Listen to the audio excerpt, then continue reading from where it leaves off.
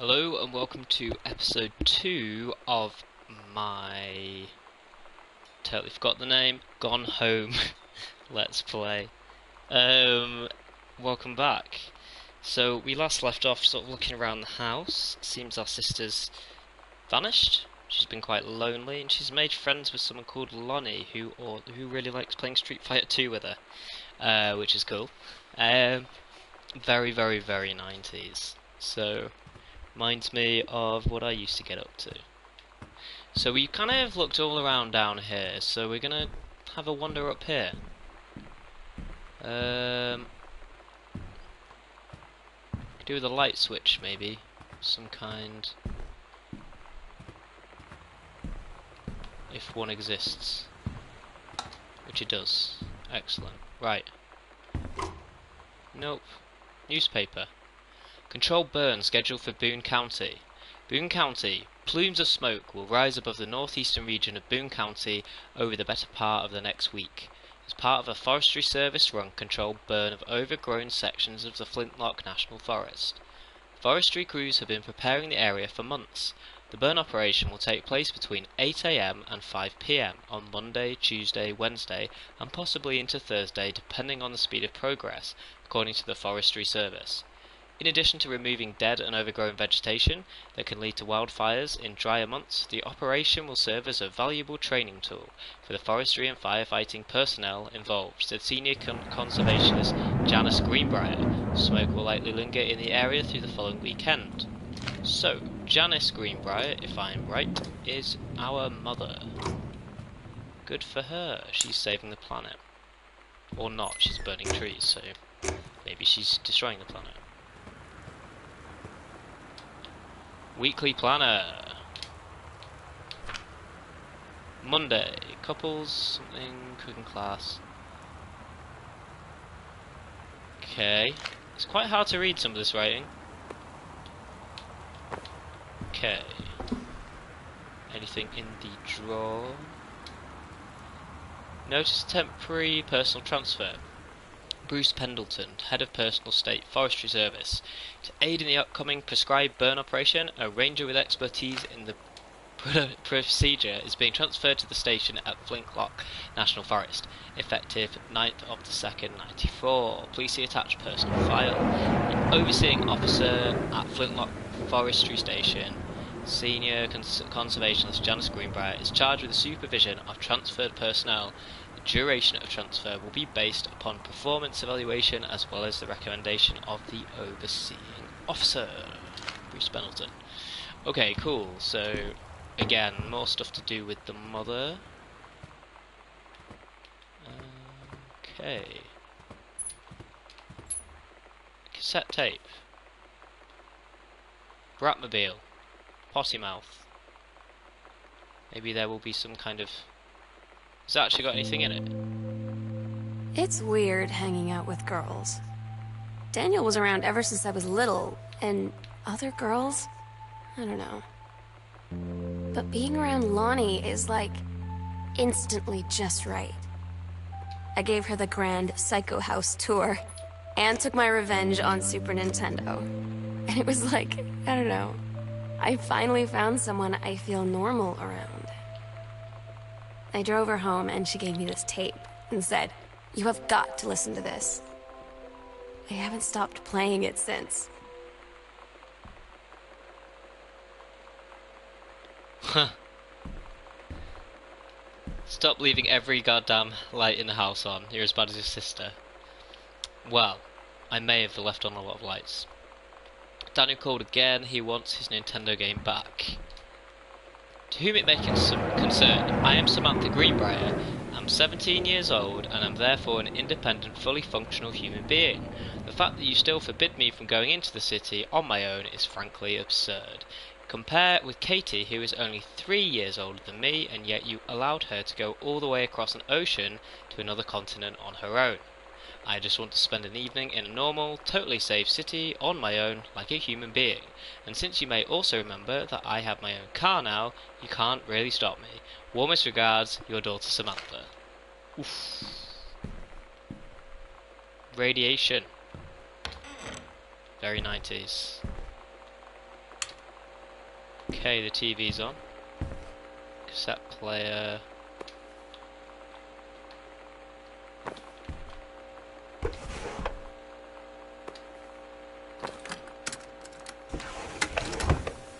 We're so cool, yeah, yeah. Yeah, we're so cool, cool. We're so cool, yeah, yeah. Fuck you too, cool, small. Adventurous the Cat.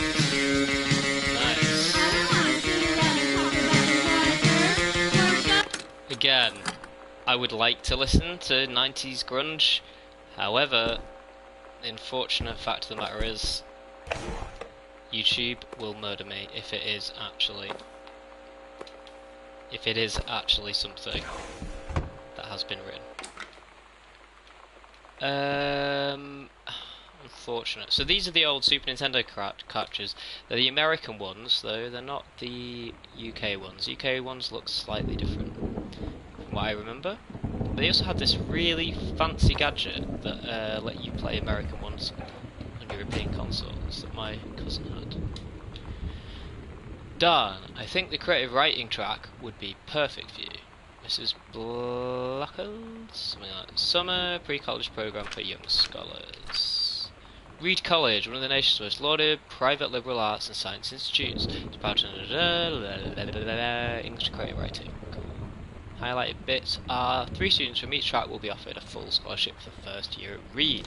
So she wants a creative writing scholarship. There's a lot of these ring binders around. Nail polish. Nailed it. Okay.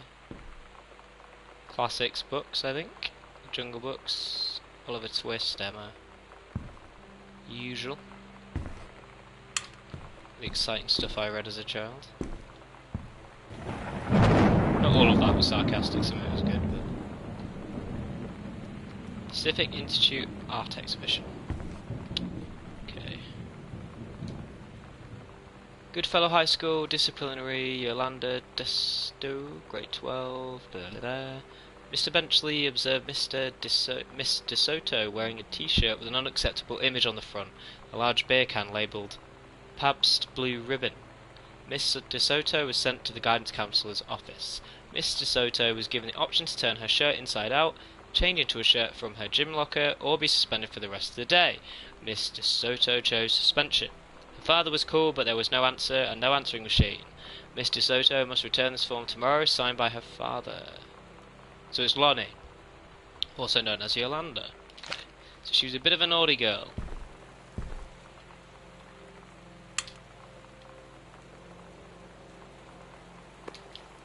Dr. Jitters, i.e. Dr. Pepper. Nice. Pirates. Magazine Groove. Exclusive. AIDS in Africa. Soul Asylum. Eddie Vedder and Weezer. No way.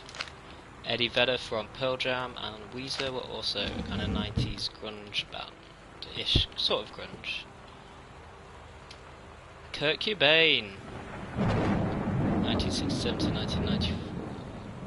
That would be when he died. Rage Against the Machine as well, until Soundgarden. Wow. All very good bands. It's Steggy. Okay. I Want to Believe! X-Files reference. Mulder had one of them in his, like, little basement combination.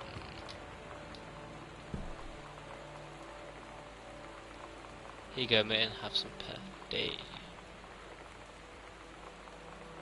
Oh, cool. Right, I think... Oh, wow. Is there a code in this?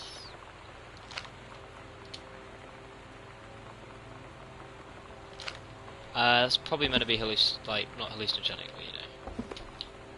Super Spitfire. Nice. Journey of Crystal.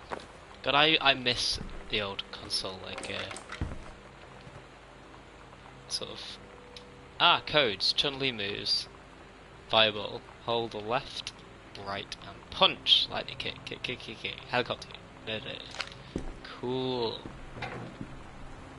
Love it.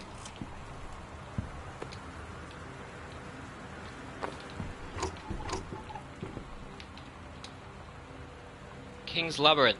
Fraying threads. Oh, this is like an older version, maybe? I don't know.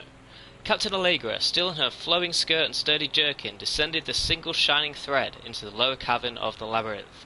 She and the first mate, on their own now, grew closer to their goal, the throne room of the dead immortal king of the island.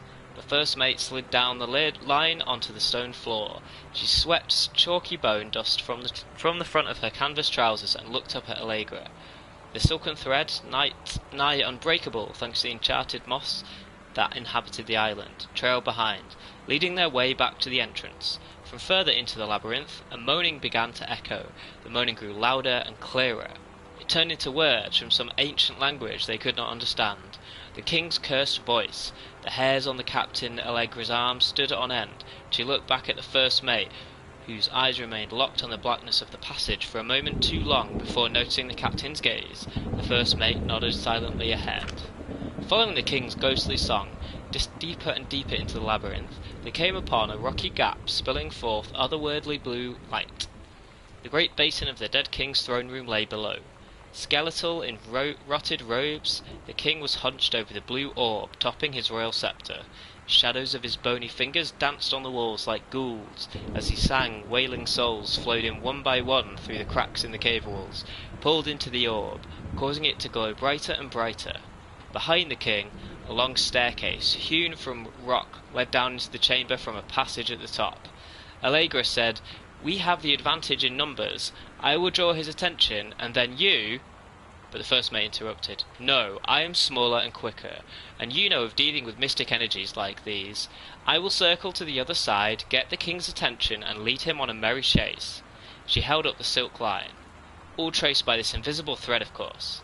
Allegra said, "It is a good plan, but perhaps we should go together." The first mate shook her head. "You know this is our best chance. Don't be afraid for me." They grasped hands and exchanged 3 tight squeezes, their palms growing warm. The first mate tied the shining thread to her belt and her trousers, gave her a quick salute and a wink, and dashed off. Allegra waited, staring vigilantly across at the top of the stairs where the first mate was to appear. The king continued his... Wait, no. No! The singing stopped. The king turned and began walking up the stairs. Allegra wanted to call out, to do anything to stop the first mate from running headfirst into danger. She tried tugging on the line to signal her. No use. The king was nearly at the top of the stairs when the first mate burst through the passageway. She skidded to a stop. Even from across the yawning basin, Allegra could see the first mate's eyes grow wide. She turned and ran. Summoning his undead power, the king left the ground, levitating, gliding behind her with distressing speed. From some dank passage much too far away, Allegra heard the first mate scream. She was already running toward the sound. The line in Allegra's hand went taut, then shuddered. It fell slack to the stone floor. As Allegra ran, she was gathering line, twisting it around her arm. She came to its end. The unbreakable thread dangled limply, its end shredded and frayed in her hand. She tossed it to the ground and ran. Ran. Interesting. Is it all like a kind of metaphorical about losing a friend, or... Man, Sam had this in like 4th grade.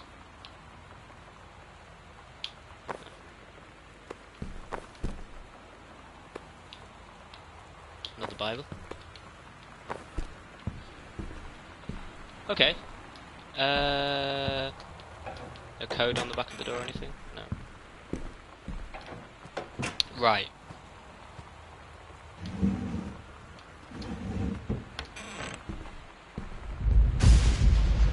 Holy shit. Danger, wear goggles and rubber gloves when handling anything in this room.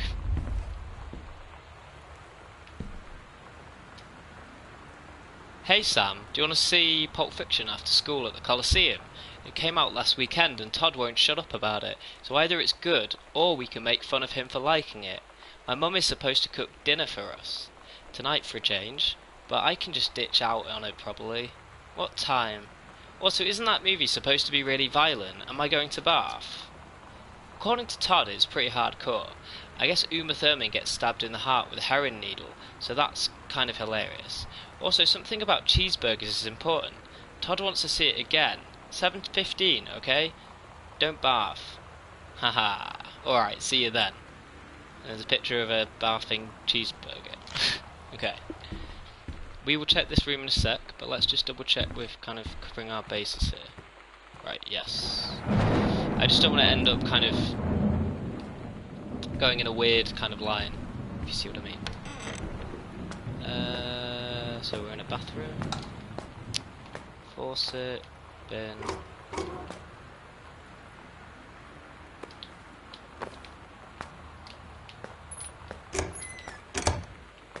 Toothbrush.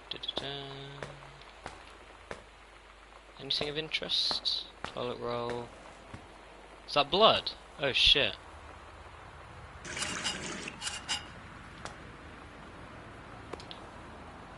Oh, wild colour. Red right hand. Semi-permanent hair colour. Alright. Lonnie We're brought her okay. hair dye over today. She said, I need to fix these roots. Think you could help? Dyeing hair is weirdly intimate. I don't know if I've touched someone else's scalp before. That's pretty intimate, right? It felt intimate. We looked into the mirror together after, and I expected her to say something about how it looked crappy, or good, or whatever. But that's when she said, "You're so beautiful." And she was looking at me. Right in that moment, I wanted to say something, but I waited. And the moment was gone.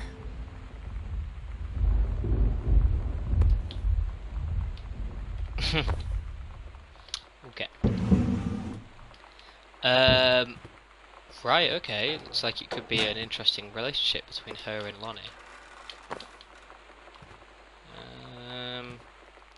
There's still a lot of boxes, so... Earth, Wind and Fire. Willie Nelson, wow.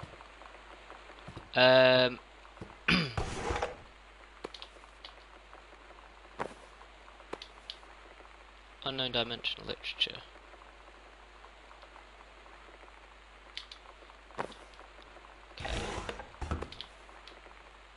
Oh, okay, this is from Katie now, so this is us. Dear Mum, Dad and Sam, I am in the tunnel. Tunnel? This is my second passage through the tunnel. Must be the Channel Tunnel. I'm on my way back from London this time, going to Brussels, Belgium. Sorry I didn't write you on the way to London, but I was too excited about the tunnel. London was great. Dad, I know you've always wanted to visit, and I think you really should. You'd love it. If you wanted to come back here as a family, sometime I guess, I could be convinced. Love you all, Katie. Cool.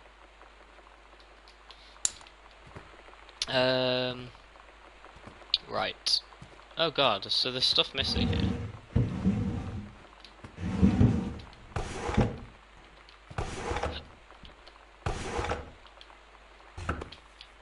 Mittens.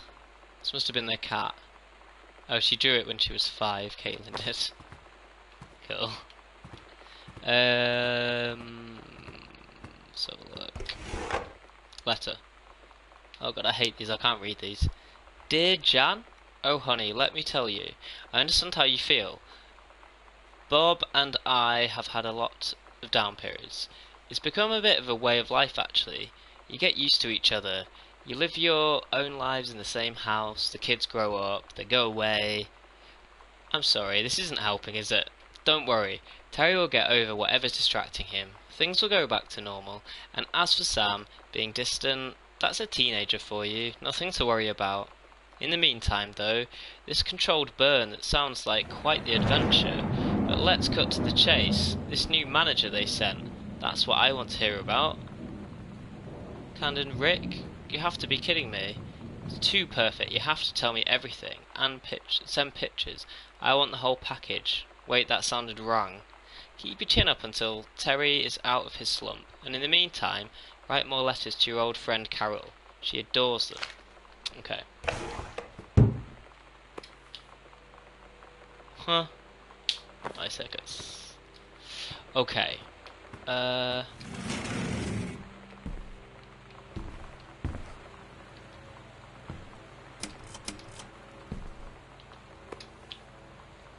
watercolor techniques.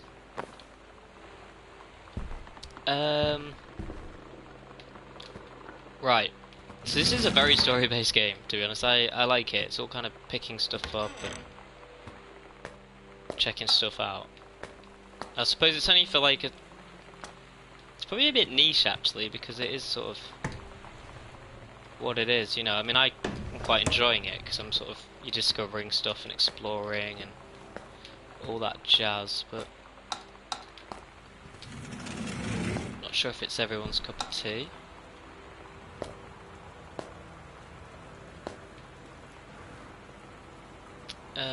Shaving cream, bathtub. Ugh. After the honeymoon, rediscovering a spouse, personally, spiritually, and sexually. Oh, that picture, that's amazing. After the honeymoon. It may seem inevitable that the spark you and your spouse shared on your honeymoon should fade over time, but it doesn't have to be. Reverend Alexander Michaels will show you how to rekindle the fire you once had. Part 1. Provide simple steps to reopen the lines of communication between you and your spouse, allowing you to face the problems you share as partners instead of rivals. Part 2.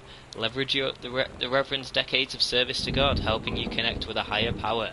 You'll draw strength from a spirituality you may not even know you have. Part 3 offers a number of fresh and exciting ideas for the bedroom, including a few things that may surprise you. The reserves of passion for your spouse run deep. You just have to know where to look. Reverend Michaels will show you the way. Good on you, Reverend, you dirty bastard. Right. So, we checked that room out. Where to next? Oh god, okay. She didn't want us to go in the attic, and that appears to be the attic. Katie, Mum and Dad were going to make up the guest room for you to stay in over the summer, but you came home on such short notice that they weren't around to do it. You can use my room if you want, I won't be needing it anymore. God, where's she gone?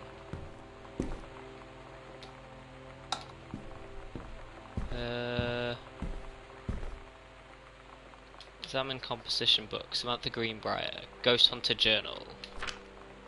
Sighting Journal, August 31st, 1994, 1:19. A tall shadow in the upstairs hall when I rounded the corner. No one was there. How tall was Uncle Oscar? Note, I was not wearing my glasses. September 3rd, 1994, 12:44 AM. Faint voice coming from the bottom of the stairs. I said hello, did not investigate. Probably was the furnace. September the 9th, 1994, 4:11 PM. Poured milk from a carton in the fridge. It was spoiled. Pretty sure I read that spirits can sour milk. The milk was just bought yesterday. Ooh, ooh, ah. Okay, cool. So that's some scary milk. Ghost milk. October the 9th, 1994. Lonnie says she... Oh, this is Sam, it's not me. Okay. Lonnie says she feels a presence in the TV room. I suddenly begin to feel cold. We built a protective pillow fort. 1994, 11 to 12 AM. Lonnie and I employ a Ouija board as a medium. Disturbing messages are conveyed from the other side. Oscar is definitely here. Enlisted Lonnie to stay up all night and help patrol premises, recording any signs of otherworldly presence. Lonnie reported many sightings, but all remained unconfirmed. Possible ectoplasm in attic. Probably leaky roof. Sample just taken in case. Despite, due to our best efforts, we both fell asleep around 4 AM. All in all, a successful night.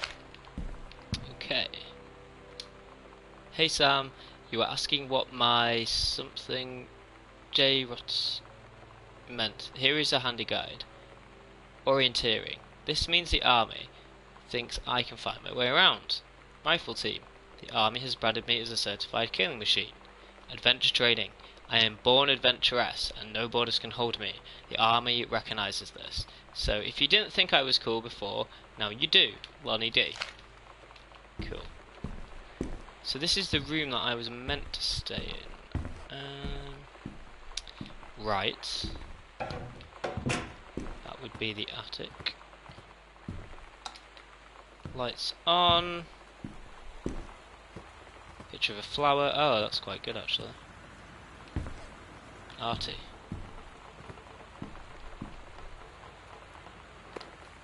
Cassette tape.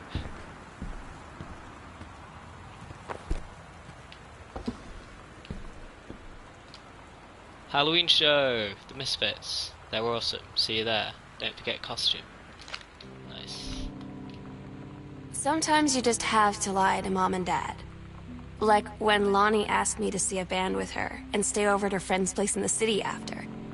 That's a lie to Mom and Dad's situation.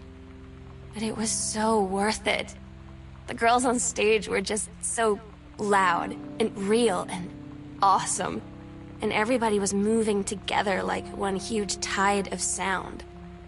Between two songs, Lonnie leaned over and said, "How do you like your first show?" I was so happy. I felt tears starting in my eyes. And then she up and hugged me.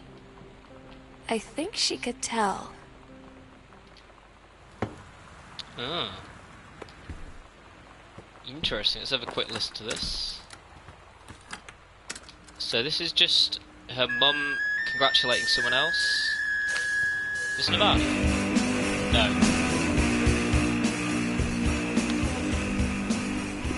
Okay. Oh. Wild family. Oh wow. Holy shit. It's a serious sewing table.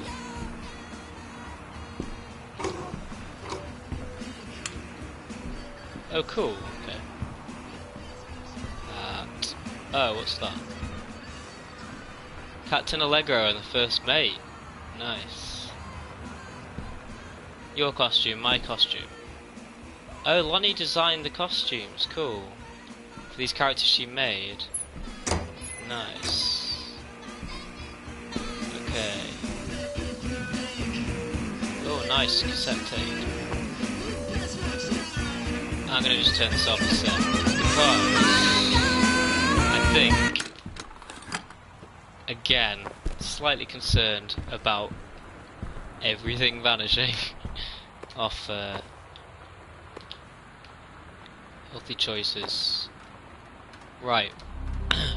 Lonnie, holy crap, I was in the library and I noticed something in the corner and I found a secret passage and it had Oscar's creepy old stuff in it. Closet, bathroom. Oh my god, I have to go see this. We're skipping 6th. What? Sewing room? Mum and Dad's room. Oh, okay. Cool. Should we check that out? Let's have a look.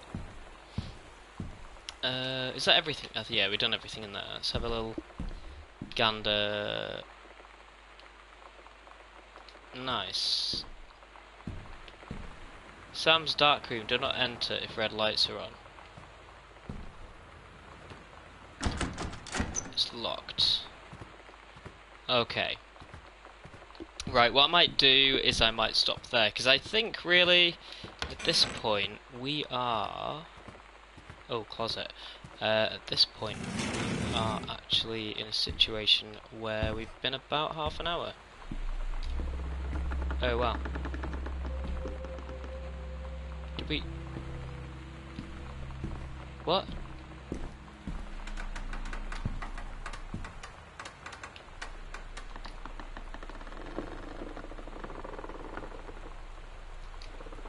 Oh, okay. Wow. Okay, right, what I'm going to do is I will stop there for the time being. For anyone watching, I am going to be back on in about 5 minutes, but I'm doing this kind of episodically for YouTube, so I'll be back in about 5. And thank you everyone for watching, and anyone who's going to watch in the future. That was episode 2, and I will be back soon with the next one. Cheers.